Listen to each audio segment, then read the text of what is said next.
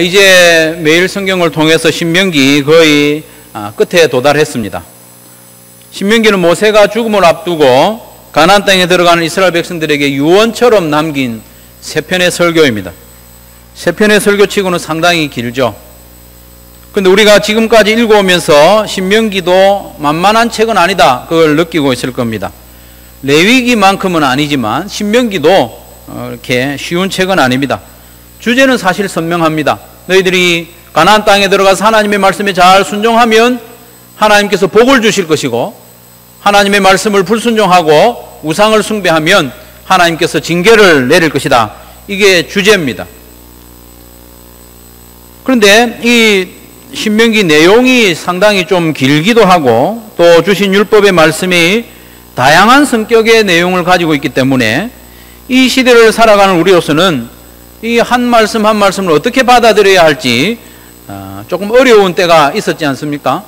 새벽기도 설교를 준비하면서도 힘들었습니다. 어제 했던 말씀 같은데 또 나오고, 그래서 좀 힘들었습니다. 어쨌든 이 하나님의 말씀, 모세를 통하여 주신 하나님의 말씀을, 신명기의 말씀, 또 그리고 구약 성경에 있는 말씀들을 이 시대에 21세기를 살아가는 우리가 이 문자 그대로 받아들여야 할 것인가, 그런 의문이 있죠. 예를 들면 신명기 21장 18절부터 21절 말씀에 보면 부모의 말씀에 순종하지 아니하고 거듭 거역하는 자를 성읍 모든 사람들이 함께 모여가지고 자녀를 돌로 쳐 죽여라, 이런 말씀을 하고 있습니다. 잠이 번쩍 깨지 않습니까? 부모의 말씀에 거듭 불순종하는 자는 성읍의 사람들이 모여서 돌로 쳐 죽여라, 이렇게 하면 우리 좀 인원이 확 줄겠죠, 여기 있는 사람들. 이런 말씀들을 우리가 어떻게 받아들여야 할까?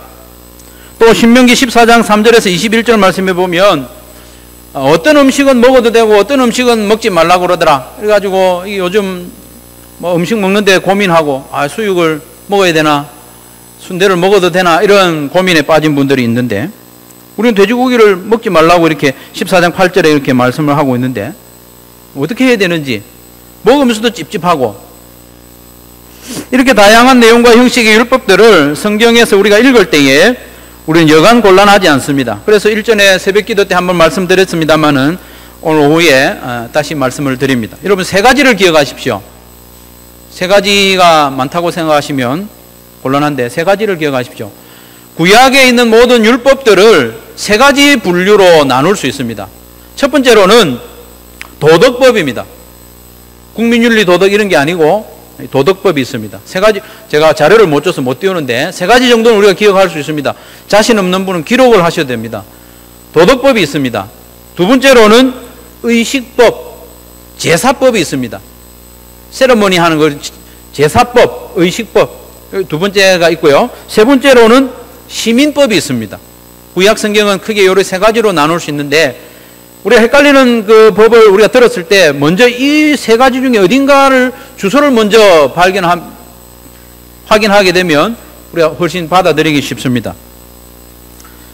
도덕법이 있습니다. 첫 번째로 웨스트민스터 소교리 문답 40문 40답에 보면 하나님께서 순종을 위하여 처음에 사람들에게 계시하신 법칙이 있는데 그게 도덕법이다 하는 거죠. 아담과 하와에게도 주신 도덕법이 있습니다. 그런 도덕법이 시간을 지나면서 모세에게 이르러서 10계명으로 딱 정리가 됩니다. 그래서 쉽게 이야기해서 도덕법이다 하면 10계명이다, 이렇게 기억하시면 되겠습니다. 10계명, 도덕법. 이것은 시대와 장소를 불문하고 지켜야 하는 영원한 법입니다. 10계명의 말씀을 우리 시대에 맞춰서 변형시킬 수 없습니다. 이 10계명의 말씀은 시대가 아무리 흘러도, 어떤 세상이 되어도 이 10계명의 말씀을 그대로 우리가 받아들이고 지켜야 합니다. 이게 무슨 법이라고요? 도덕법, 10계명, 그렇게 기억하시면 되겠습니다. 두 번째로는 의식법이 있습니다. 어떤 의식을 행할 때 정결법이라고 할 수도 있고 어떤 제사법이 거기에 많이 들어 있습니다.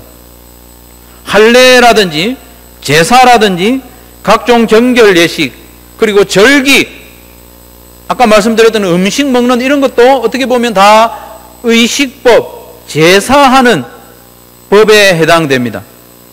이런 의식법들은 그 실체이신 예수님이 오신 이후로는 다 폐기되었습니다. 이런 의식법, 제사법들은 다 예수님을 향해서 그림자처럼 이렇게 가리키는 화살표 모양이거든요. 그리고 이것들은 예수님이 이 땅에 오셔서 십자가에 죽으심으로 구원을 이루신 이후에는 다 폐기됐습니다. 그래서 우리는 구약 성경에서 그런 의식법들은 다 찢어버리면 되겠습니까? 안 되겠습니까? 찢어버리면 안 됩니다.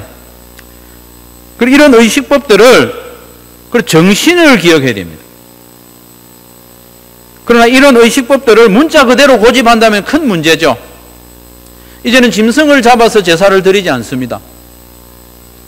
몸에 행하는 할례를 고집할 필요가 없습니다. 정결한 음식과 부정한 음식이 따로 있는 게 아닙니다.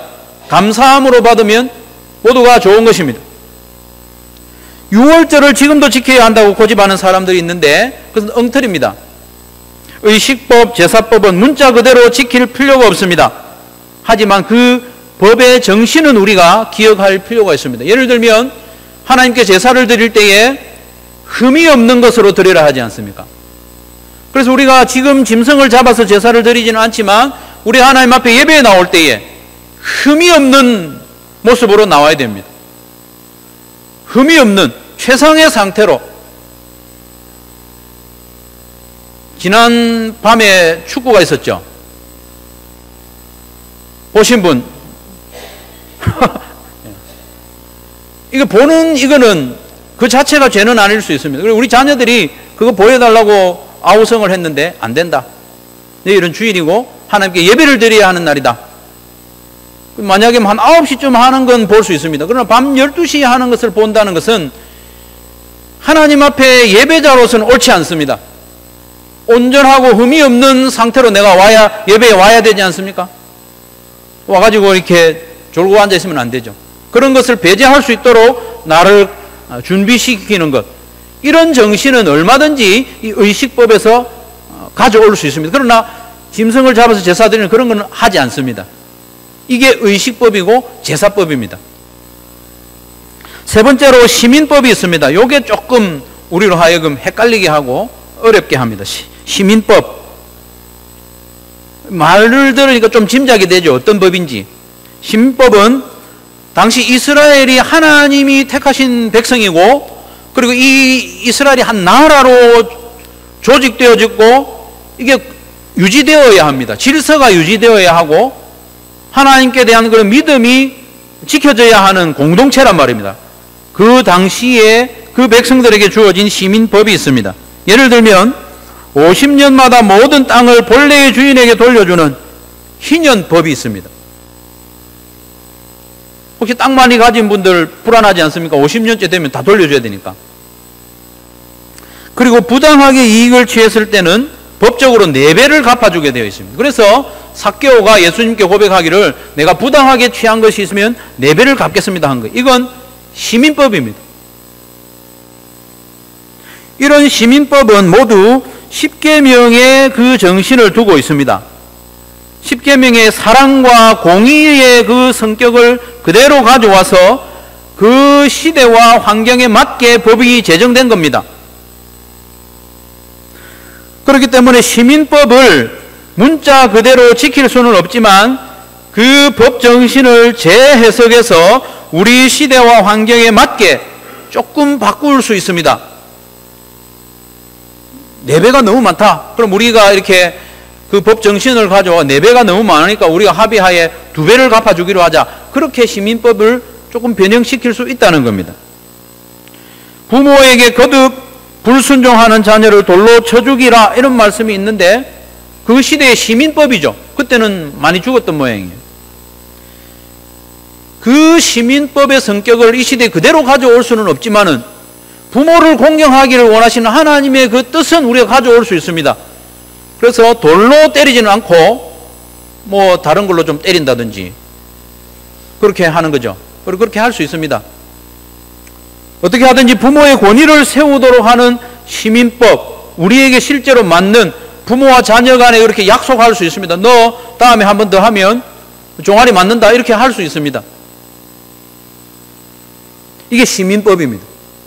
정리하면 구약 성경에 나오는 여러 가지 법들을 대할 때에 우선 몇 가지를 생각하라고요? 세 가지를 기억하십시오. 첫 번째로는 도덕법. 10계명은 변하지 않습니다. 지금 이 시대에도 그대로 다 지켜야 됩니다.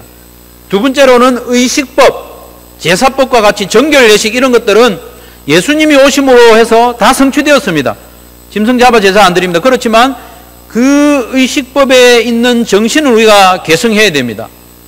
세 번째로는 시민법, 실제적인 그 관계에 대한 그런 시민법, 그 법은 좀 변형시킬 수 있습니다. 변형시키더라도 그 정신을 그대로 가져와서 지켜야 합니다. 그래서 이것이 성경을 읽다가 도덕법이면 10계명과 직접적으로 연관된 거면 그대로 지켜야 됩니다.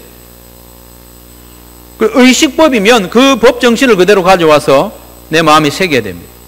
시민법인 것 같은 경우는 우리 시대에 맞게 조금 변형시켜서 지킬 수 있습니다. 구약 성경은 그렇고요. 신약 성경에 대해서도 한 가지 말씀을 드리면, 신약 성경에 보면 신약 성경은 두 가지로 해석하면 되겠습니다. 이게 설명이냐 처방이냐, 조금 어렵게 들릴 수 있는데, 신약 성경에 이런 복음서라든지 서신서라든지 이런 말씀들을 우리가 읽을 때에 이걸 설명하는 내용이냐 처방하는 내용이냐, 그걸 좀 구분할 필요가 있습니다. 예를 들면 사도행전에 나오는 그 구제하는 내용들이 있습니다. 바나바가 자기의 소유를 팔아가지고 사도들의 발 앞에 두고 그걸 다 나눠준 거예요. 가난한 사람들에게. 이거는 처방이 아니고 설명입니다. 설명. 은혜가 충만하고 성령이 충만한 공동체에서는 이런 일도 있었다라는 거예요. 그래서 설명하는 겁니다. 근데 이걸 처방으로 가져오면 어떻게 되는가 하면, 당신 재산 있는데 왜 안 파느냐, 이렇게 갈 수 있는 거예요. 그래서 신약 성경을 볼 때는 두 가지 중에 하나를 구분해야 됩니다. 이게 설명이냐 내가 그대로 하라는 처방이냐. 서신서는 주로 처방이 많습니다. 피곤한 시간에 많은 이야기를 죄송한데, 구약 성경은 세 가지, 신약 성경은 두 가지 정도로 이렇게 이해를 하면 성경을 읽을 때에 우리의 마음이 훨씬 편해질 수 있습니다. 이게 도대체 뭔지, 기록되어 있으니까 내가 그대로 지켜야 되는 건지 참 부담스러운데, 이게 도덕법이냐 의식법이냐 시민법이냐 분리해서 형편에 맞춰서 하면 되고, 신약 성경을 볼 때도 이게 설명이냐 처방이냐 그걸 구분하면 우리가 평안한 가운데 신앙생활을 할 수 있습니다. 그래서 오늘 말씀의 제목이 뭐냐 하면, 말씀을 통해서 우리가 무엇을 배우느냐이죠. 모세는 이 모든 율법의 말씀을 기록해서 언약궤를 메는 제사장들과 장로들에게 주었습니다. 그러면서 당부하기를 7년마다 찾아오는 면제년 초막절에 모든 백성들에게 읽어주라고 했습니다. 이건 그러면 무슨 법일까요? 도덕법일까요? 의식법일까요? 시민법일까요? 헷갈리죠, 지금. 근데 제가 볼 때는 이게 시민법에 좀 가까운 것 같아요. 7년마다 모든 사람들을 다 모아놓고 성경을 읽어주라는 거예요. 시민법은 우리가 그대로 할 수는 없죠. 우리가 7년마다 면제년이 있는 것도 아니고 그렇게 모을 수 있는 게 아니에요. 그렇기 때문에 이 하나님께서 이 말씀을 하신 뜻이 뭘까? 하나님의 말씀을 가까이 하라는 거구나. 그래서 우리는 매일 성경 한다. 그렇게 하면 되는 겁니다. 매일 성경 하면서 또 자녀들에게도 권면하고 말씀을 자꾸 가르치는 거예요. 이런 시민법적인 성격이 있다는 겁니다. 그래서 13절 마지막에 기록한 대로 우리 성경을 통해서 궁극적으로 뭘 배워야 되느냐? 13절 마지막에 보면 내 하나님 여호와 경외하기를 배우게 할지니라. 말씀을 우리가 대할 때는 기본적으로 이런 마음이 있어야 됩니다. 우리가 성경을 읽을 때에 또 큐티를 할 때에 급하게 마음 먹을 필요 없습니다. 내가 뭘 해야 되지? 내가 뭘 적용해야 되지? 그러면서 조급하게 굴지 마시고 느긋하게 성경을 읽으면서 하나님이 어떤 분이신가를 좀 발견하면 좋겠어요. 성경은 하나님이 행하신 일과 하나님이 하신 약속들이 들어있거든요. 그래서 성경을 읽으면서 하나님이 어떤 분이신가? 하나님이 어떤 일을 행하셨는가? 그럼 하나님이 뭘 좋아하는가? 하나님이 뭘 싫어하는가? 그런 관점에서 성경을 보면 마음이 편합니다. 그래서 하나님이 어떤 분이신지를 점점 알아가면 그 하나님 경외하는 것은 이제 내가 쉽게 배울 수 있는 거예요. 그래서 성경을 읽을 때 조급하게 내가 뭐 해야 되지? 뭘 적용해야 되지? 그렇게 하지 마시고 매일 성경에 안내해 주는 대로 하나님은 어떤 분이신가? 그거를 좀 발견하려고 애를 쓰면 성경을 잘 읽고 있는 겁니다. 그래서 성경을 읽을 때 하나님이 어떤 분이신지 아는 데 집중하면 자연스럽게 그 하나님에 대해서 내가 어떻게 반응할 것인가가 나오거든요. 그게 하나님 경외하는 것을 배우는 겁니다. 사랑하는 성도 여러분, 이 하나님의 말씀은 우리에게 생명입니다. 그리고 우리 발등의 등이고 길의 빛입니다. 이 말씀이 아니고서는 우리가 구원을 얻을 수도 없고 구원받은 자답게 살아갈 수도 없습니다. 말씀을 가까이 해야 되는데 말씀을 가까이 할 때에 말씀드렸던 그 도덕법, 의식법, 시민법을 기억하시고 또 이게 설명이냐 처방이냐를 좀 구분하셔서 읽으시면 마음 편하게 읽을 수 있고 또 하나님을 알아서 하나님 경외하는 법을 점점 더 배워 나갈 것입니다. 여러분 삶 공부에 많이 오시면 많이 배울 수 있습니다. 제가 한번 기도하겠습니다.